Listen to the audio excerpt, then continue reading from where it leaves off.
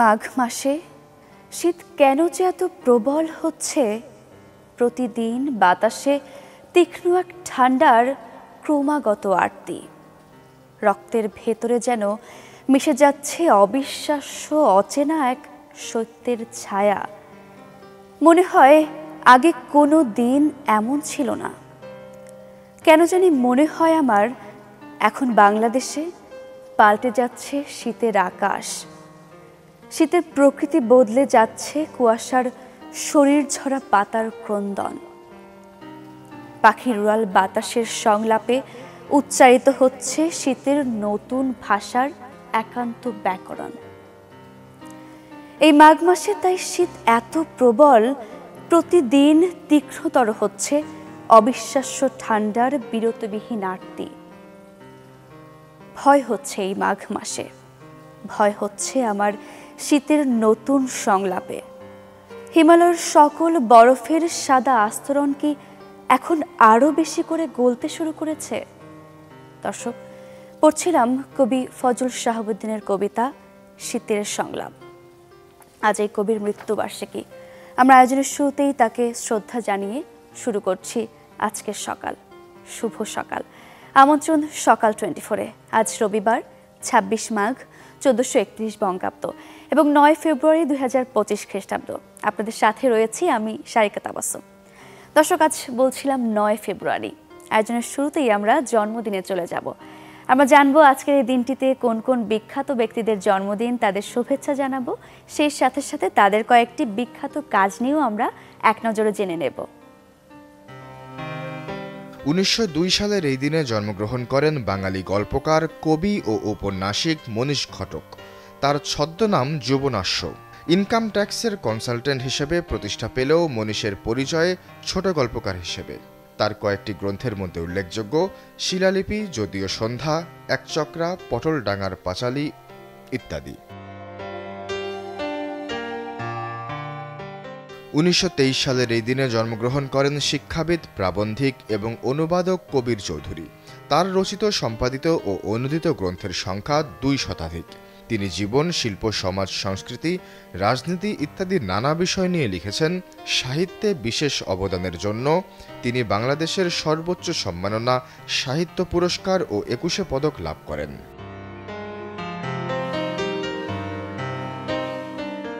1930 সালের এই দিনে জন্মগ্রহণ করেন চলচ্চিত্র নির্মাতা এবং অভিনেতা সুভাষ দত্ত। মাটির পাহাড় চলচ্চিত্রে আর্ট ডিরেকশনের মধ্য দিয়ে শুরু হয় তার পরিচালনা জীবন। চলচ্চিত্র শিল্পে তার সুদীর্ঘ কর্মজীবনে অসামান্য অবদানের স্বীকৃতিস্বরূপ বাংলাদেশ সরকার তাকে 1977 সালে জাতীয় চলচ্চিত্র পুরস্কার এবং সেখানে শ্রেষ্ঠ প্রযোজক পরিচালকের পুরস্কার এবং 1999 সালে 21 পদক প্রদান করে। 1935 সালের এই দিনে জন্মগ্রহণ করেন শহীদ সার্জেন্ট জহুরুল হক। নোয়াখালী জেলার সোনাপুর গ্রামে জন্মগ্রহণ করেন আগরতলা ষড়যন্ত্র মামলার অন্যতম আসামি ও শহীদ ব্যক্তিত্ব। বাংলাদেশের স্বাধীনতা ও মুক্তিযুদ্ধে বিশেষ অবদানের জন্য তাকে 2018 সালে স্বাধীনতা পুরস্কার দেয়া হয়। 1944 সালের এই দিনে জন্মগ্রহণ করেন মার্কিন লেখিকা এবং নারীবাদী অ্যালিস ওয়াকার। তার প্রশংসিত উপন্যাস দ্য কালার পার্পল রচনার জন্য 1983 সালে পুলিৎজার পুরস্কার পেয়েছিলেন তিনি। এই উপন্যাস থেকে পরবর্তীকালে স্টিভেন স্পিলবার্গ চলচ্চিত্র নির্মাণ করেন। দর্শক, বিশিষ্ট জন তো বটেই, সেই সাথে আপনারা যারা আমাদের সঙ্গে রয়েছেন, আপনারা যারা সকাল 24-এর সঙ্গে রয়েছেন, আপনাদের কিংবা আপনাদের প্রিয়জনের যাদের আজ জন্মদিন, তাদেরকে সকাল 24 পক্ষ থেকে জানাই অনেক অনেক শুভেচ্ছা। আপনাদের দিনটি ভালো কাটুক, রঙিন কাটুক, এই কামনা করছি। দর্শক, এবারে আমরা জানবো আজকের এই দিনে। দর্শক, আজকের এই দিনটি ঐতিহাসিক, কিন্তু এই ঐতিহাসিক দিনটির পেছনে কি কি কারণ রয়েছে, এই দিনটিতে কি কি উল্লেখযোগ্য ঘটনা ঘটেছিল, এবারে আমরা সেসব নিয়ে জানবো। চলুন তবে জেনে আসি। 1757 সালের আজকের এই দিনে ইস্ট ইন্ডিয়া কোম্পানির লর্ড ক্লাইভ ও বাংলার নবাব সিরাজউদ্দৌলার মধ্যে আলীনগর সন্ধি হয় এবং ব্রিটিশরা কলকাতার দখল নিয়ে নেয়। 1843 সালের এই দিনে মাইকেল মধুসূদন দত্ত খ্রিস্ট ধর্ম গ্রহণ করেন। 1895 সালের এই দিনে উইলিয়াম জি মর্গ্যান ভলিবল খেলার প্রচলন করেন। 1969 সালের আজকের এই দিনে প্রথমবারের মতো পরীক্ষামূলক উড্ডয়নে যায় বোয়িং 747 বিমান। 1972 সালের এই দিনে বাংলাদেশকে স্বাধীন রাষ্ট্র হিসেবে স্বীকৃতি দেয় কিউবা। 1994 সালের আজকের এই দিনে নেলসন ম্যান্ডেলা দক্ষিণ আফ্রিকার প্রথম কৃষ্ণাঙ্গ প্রেসিডেন্ট হিসেবে দায়িত্ব গ্রহণ করেন। দর্শক, ফেব্রুয়ারি মাস চলছে, আর ফেব্রুয়ারি মাসে ফুলের চাহিদা কিন্তু শতগুণে বেড়ে যায়। এজন্য ফুল চাষিদের ব্যস্ততাও বাড়ে। দর্শক, বগুড়াতে এখন বাণিজ্যিকভাবে ফুল চাষ করছেন কৃষকরা। তাদের মধ্যে সদর উপজেলার গোবর্ধনপুরে রঙিন জারবেরা চাষ করে দারুণ সফলতা পেয়েছেন কৃষকরা। ফুল চাষিদের খবর আমরা জানবো। এই মুহূর্তে বগুড়া থেকে যুক্ত হচ্ছেন আমাদের সহকর্মী ফরহাদুজ্জামান শাহী। ফরহাদুজ্জামান শাহী, শুভ সকাল। আমরা দেখতে পাচ্ছি আপনি ফুলেরই মাঝে দাঁড়িয়ে আছেন। ফেব্রুয়ারি মাস চলছে, ভালোবাসা দিবসের মাস, 21শে ফেব্রুয়ারি। এই ফেব্রুয়ারি মাস ঘিরে চাষিদের ব্যস্ততা, প্রস্তুতি কেমন দেখছেন? আসলে সারিকা, বগুড়াতে কিন্তু সেই অর্থে বাণিজ্যিকভাবে ফুলের চাষ হতো না। বেশ কিছুদিন ধরে বগুড়ার কিছু উদ্যোক্তা ফুলের বাণিজ্যিকভাবে চাষ শুরু করেছেন। সেরকমই একজন বগুড়ার, এটা পৌরসভার গোবর্ধনপুর এলাকা, এটা সদর উপজেলার মধ্যে, সেখানে একজন চাষি আফসার আলী, যিনি পলিনেট হাউজের মধ্যে জারবেরার ফুলের চাষ করেছেন। এটা মূলত ইন্ডিয়ার পুনে থেকে এই চারাগুলো সংগ্রহ করে এখানে তিনি 2022 সালে রোপণ করেছিলেন এবং সেটি কিন্তু এখন অনেকটা সেই চাষি সফল হয়েছেন। আমরা যদি দেখানোর একটু চেষ্টা করি যে পলিনেট হাউজের মধ্যে কিন্তু এই ফুলটার চাষ করতে হয়, একেবারে খোলা জায়গায় কিন্তু চাষ করা সম্ভব হয় না। প্রায় 9টি রঙের ফুলের চাষ একই সাথে 30% জায়গার মধ্যে তিনি করেছেন এবং এখানে পলিনেট হাউস সেটা সরকারিভাবে তাকে কিছুটা সহযোগিতা করা হয়েছে এবং তিনি কিন্তু একজন শিক্ষিত উদ্যোক্তা।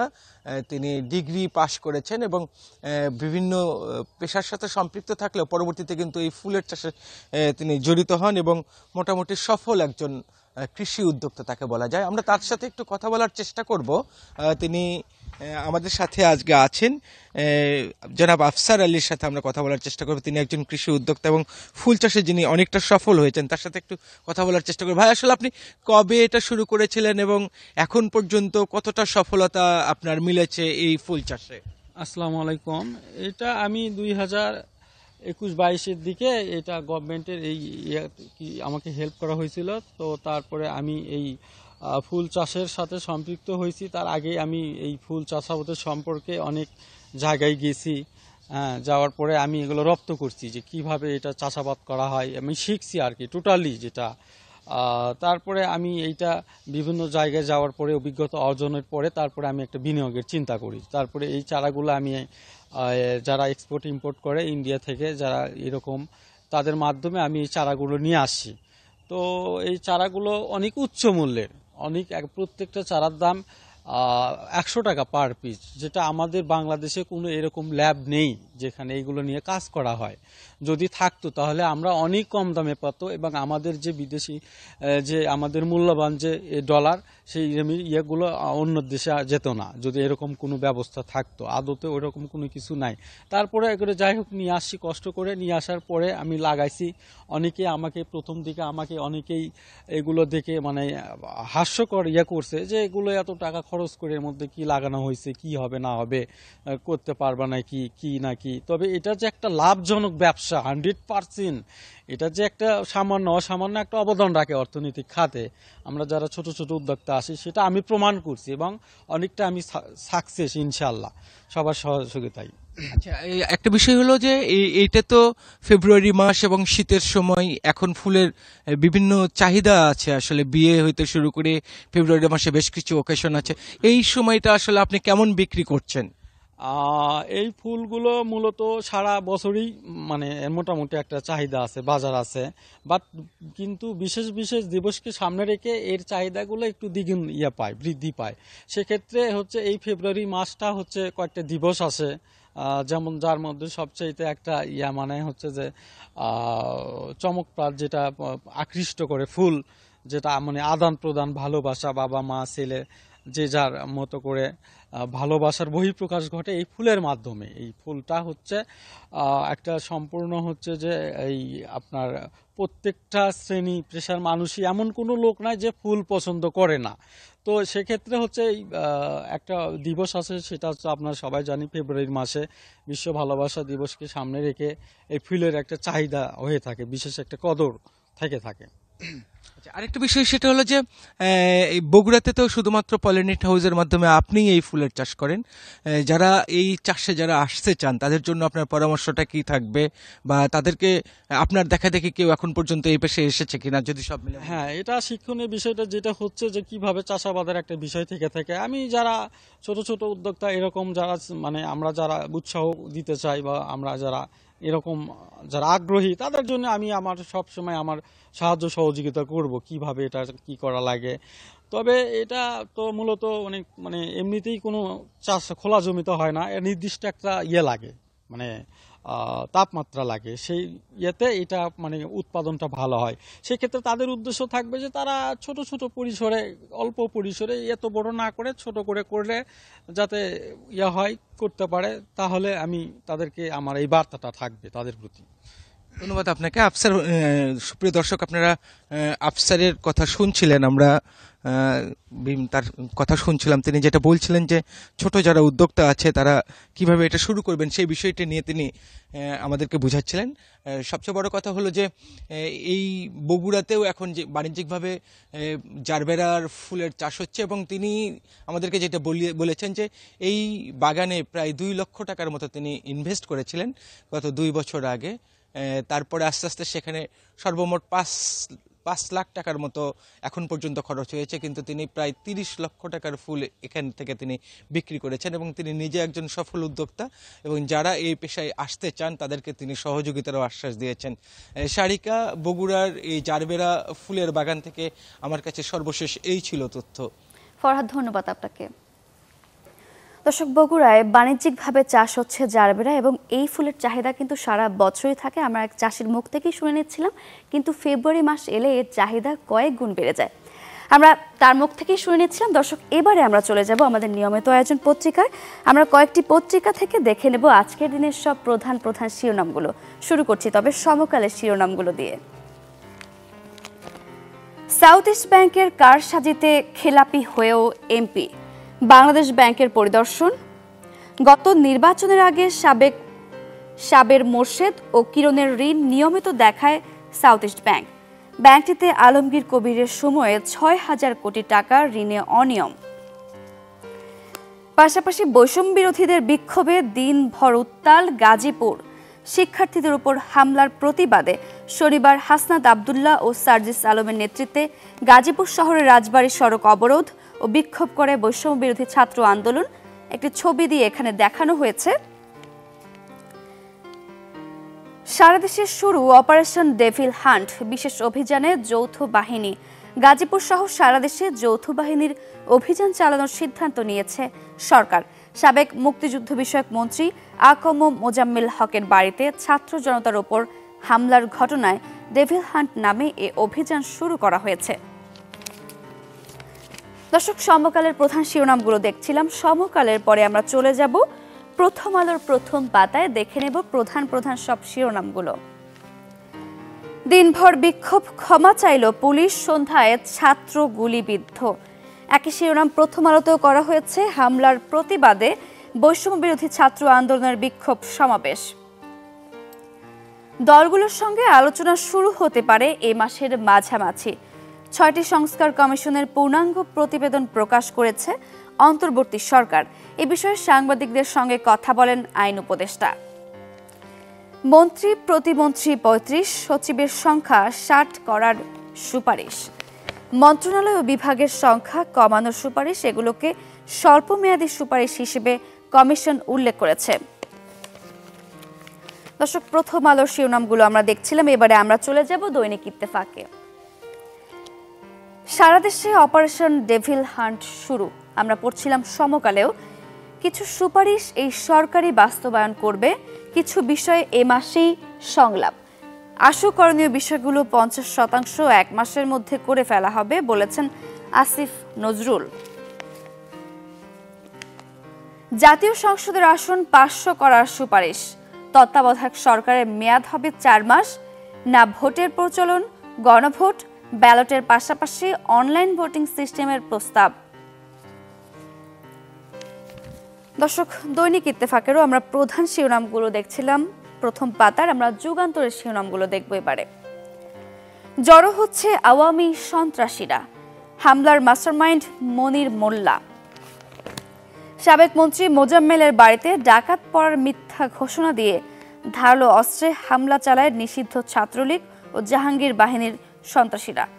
মোজাম্মেল গণহত্যাকারী বলেছেন হাসনাত আব্দুল্লাহ, ব্যবস্থা না নিলে সরকারের বিরুদ্ধে দাঁড়াবো বলেছেন সার্জিস।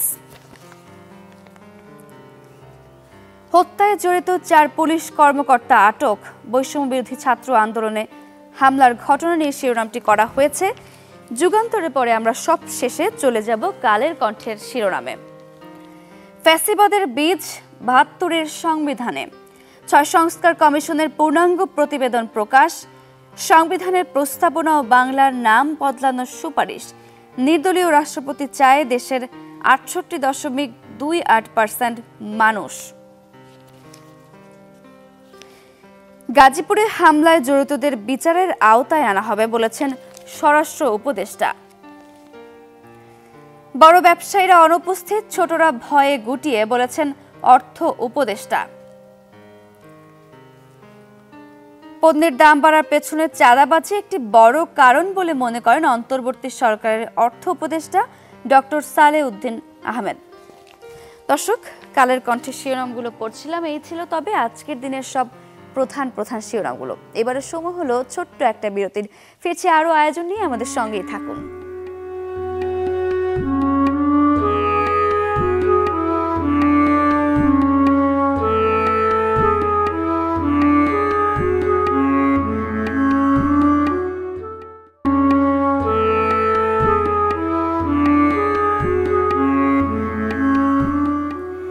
ফিরে এলাম বিরতির পর, আবারও আমন্ত্রণ সকাল 24-এ। দর্শক, আমরা বিরতির আগে ফুল চাষিদের খবর জানছিলাম, আমরা আজকের দিনটি কেন ঐতিহাসিক তা জানছিলাম, জন্মদিন নিয়ে জানছিলাম। এবারে চলে যাব আমাদের পরবর্তী আয়োজনে। আমরা জানবো দর্শক আমাদের আবহাওয়া বার্তা নিয়ে, আজকের দিনের আবহাওয়ার পূর্বাভাস জানবো, সেই সাথে সাথে গেল 24 ঘন্টার তাপমাত্রার রেকর্ড নিয়েও আমরা জানবো।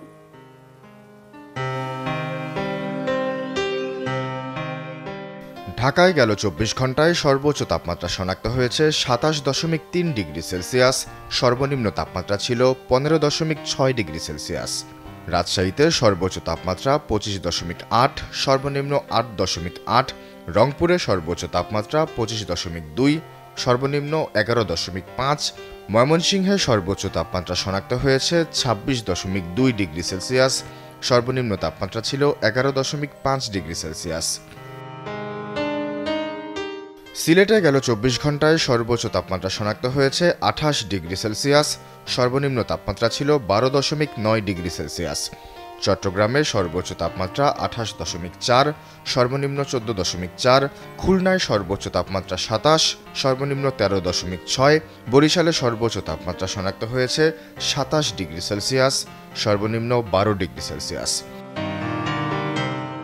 গেল 24 ঘন্টায় দেশের সর্বনিম্ন তাপমাত্রা শনাক্ত হয়েছে শ্রীমঙ্গলে 8.5 ডিগ্রি সেলসিয়াস, সর্বোচ্চ তাপমাত্রা শনাক্ত হয়েছে টেকনাফে 30.8 ডিগ্রি সেলসিয়াস।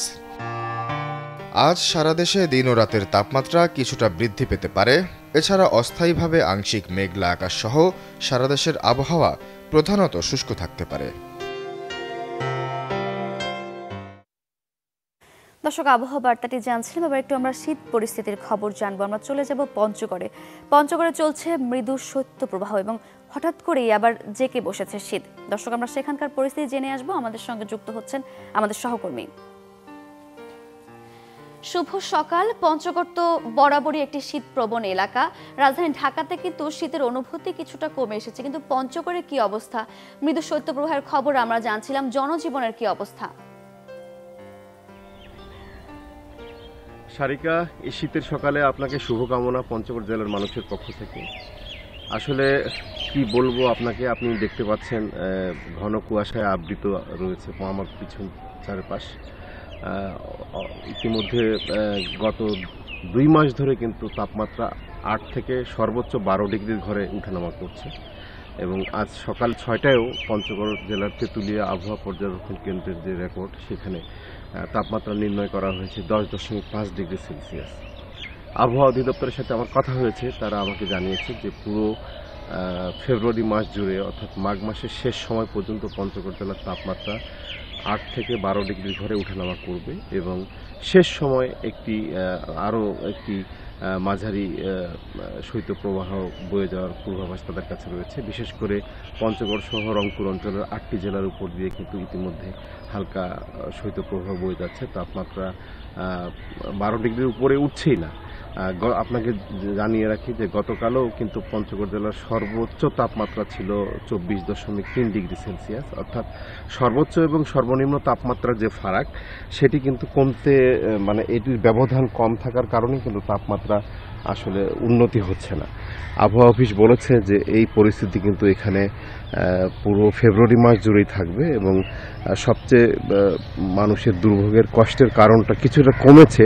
সেটি হচ্ছে, আপনি জানেন যে এখান থেকে হিমালয়ের দূরত্ব খুব নিকটবর্তী। হিমালয় থেকে প্রতিদিন যে বাতাস প্রবাহিত হতো সেটির মাত্রা কিন্তু কমে গেছে। ফলে মানুষের যে একটা অব্যাহত দুর্ভোগ ছিল সেটিও কিন্তু কমে গেছে। সকাল 11টার পর থেকে যথারীতি সূর্যের আলো মানুষের কিছুটা কাজে লাগছে, কিন্তু 2টার পর থেকে আবার অবস্থা একই রকম। আবহাওয়া অধিদপ্তর জানিয়েছে যে গত বছরও এই সময় বৃষ্টিপাত হয়েছিল। এবার যদি বৃষ্টিপাত হয় তাহলে কিন্তু তাপমাত্রাটা হঠাৎ করেই উন্নতি হতে পারে এবং আকাশে প্রচুর মেঘও রয়েছে, বৃষ্টিপাতের আশঙ্কাও রয়েছে। তারা বলছে যে শেষ সময় একটি বৃষ্টিপাত এই অঞ্চলে গতবারও হয়েছিল এবং এবারও হতে পারে। আপনাকে জানিয়ে রাখি, পাশাপাশি মানুষের যে কষ্ট সেটি হচ্ছে বিশেষ করে হাসপাতালগুলোতে যে চিকিৎসা সেবার জন্য মানুষ আসতো, বিশেষ করে শিশু এবং বয়স্ক মানুষরা, তাদেরও কষ্ট হচ্ছে। এখন কিছুটা যদিও কম, আর সবচেয়ে বড় সমস্যা এখানে যে আসলে চিকিৎসা ক্ষেত্রে শয্যা সংখ্যার খুব অভাব। ফলে প্রতিদিন হাসপাতালে যে রোগী আসছে সেটি আসলে সেই চিকিৎসা দিতে ডাক্তারদের হিমশিম খেতে হচ্ছে। সব মিলে একটা দুর্ভোগ বিরাজ করছে এবং এটি আরও 2 সপ্তাহ অর্থাৎ এই মাসের শেষ পর্যন্ত গড়াবে বলে আবহাওয়া অধিদপ্তর আমাকে জানিয়েছে। সারিকা, এই ছিল পঞ্চগড় জেলার সার্বিক শীতের পরিস্থিতি। হোসেন রায়হান, আপনাকে অসংখ্য ধন্যবাদ। দর্শক, আমরা পঞ্চগড়ের শীত পরিস্থিতির খবর জানছিলাম। আমরা জানছিলাম মৃদু শৈত্যপ্রবাহ চলছে এবং শীতজনিত নানা রোগে আক্রান্ত হয়ে হাসপাতালে ভর্তি হচ্ছে অসংখ্য রোগী। দর্শক, শীত পরিস্থিতির খবর তো জানছিলাম, এবার একটু আমরা শীতের সবজি বাজারের খবর জেনে আসবো। আমরা চলে যাব ঝিনাইদহে। দর্শক, ঝিনাইদহ থেকে ফুলের বাজারে আমরা খবর জানবো। আমরা ফুলের বাজারের খবর জানছিলাম বগুড়া থেকে। ঝিনাইদহ থেকে যুক্ত হচ্ছেন আমাদের সহকর্মী সাদ্দাম হোসেন। সাদ্দাম, শুভ সকাল। আমরা সকালেই বগুড়ার ফুলের বাজারের খবর জানছিলাম, ফুল চাষিদের খবর জানছিলাম। ঝিনাইদহের আসলে কি অবস্থা, যেহেতু ফেব্রুয়ারি মাস চলছে, কেমন দেখছেন প্রস্তুতি?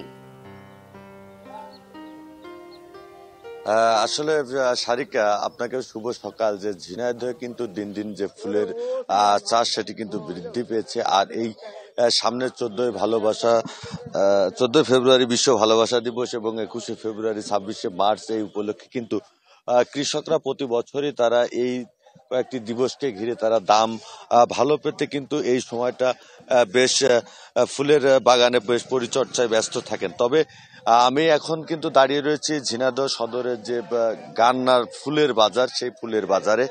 এখানে এসে সকালে ক্রেতা বিক্রেতা ব্যবসায়ী এদের সাথে আমরা কথা বলেছি।